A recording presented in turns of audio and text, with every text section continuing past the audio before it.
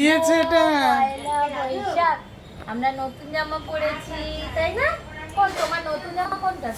হ্যাঁ, নতুন প্যান্ট পরেছি, নতুন জামা পরেছি, তাই না? হ্যাঁ, কে দিয়েছে তোমাকে? কে দিয়েছে? হ্যাঁ, সোমা দিয়েছে না? হ্যাঁ, নতুন জামা প্যান্ট পরে নিয়েছি। একটু একটু নাচনাচি করে দাও তো। হ্যাঁ, নতুন জামা পরে তো অনেক মজা হয়েছে। বাবা রে, হ্যাঁ, সবাইকে টাটা করে দাও। হ্যাঁ, বলে দাও, বলে দাও, টাটা বলে দাও। কি গো, কি করছো?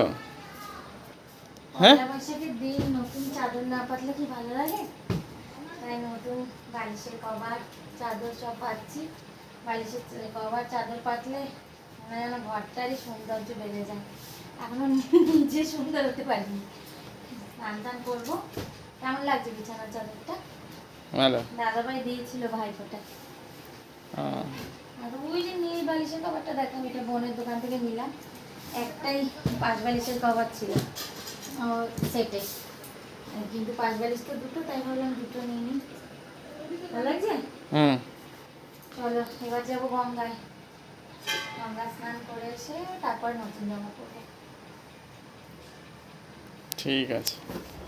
মেয়েরা বললো মাছ আছে যখন অতটা বেলা, তখন আর আজকে কিছু করতে হবে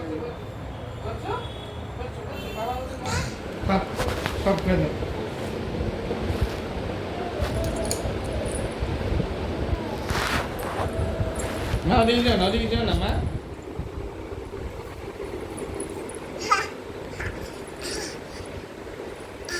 দিদিভাইদের বাড়ির থেকে এসে আবার গেছিলাম হালকাতায়। এই যে অনেকগুলো দোকানে গেছিলাম। এখানে বাবার আছে, আমার বাপের বাড়ি, শ্বশুর বাড়ি সব আছে, অনেকগুলো মিলিয়ে মিশিয়ে হয়েছে। তো এখন আবার যাবো রাত্রেবেলা দিদিভাইদের বাড়িতে, ওখানেই ডিনার করব। সবশেষে হালকাতার এই মিষ্টি দিয়ে আজকের দিনটা শেষ করছি। তোমরা সবাই কেমন কাটালে শুভ নববর্ষ আমাকে অবশ্যই জানিও। তো আমার তো ভীষণ ভালো কাটলো, যদিও এত মিষ্টি খাবো না, তবুও মিষ্টি দেখলেই মনটা ভালো লাগে, বিশেষ করে আজকের এই শুভ নববর্ষের দিনে। তো সবাই ভালো থেকো, সুস্থ থেকো।